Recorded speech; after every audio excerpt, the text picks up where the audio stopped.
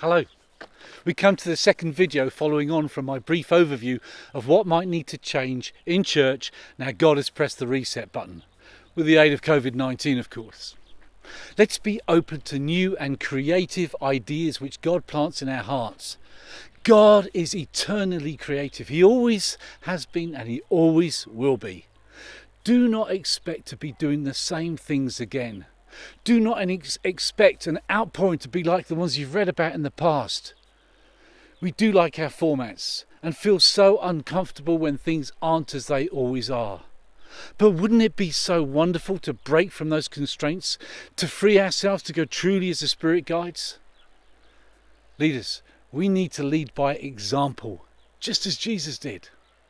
Jesus, the head of the church, did church, sometimes on a hillside, sometimes in homes and sometimes in the temple, even in a boat, sometimes with thousands of people and sometimes with just a very few close friends. But discipleship happened in all of these situations. We read in Acts chapter 2 of the Holy Spirit arriving big time at church. It seemed chaotic. It drew a crowd of bewildered people. Could this happen for us? Or would it mess up our routine too much? Maybe look too messy?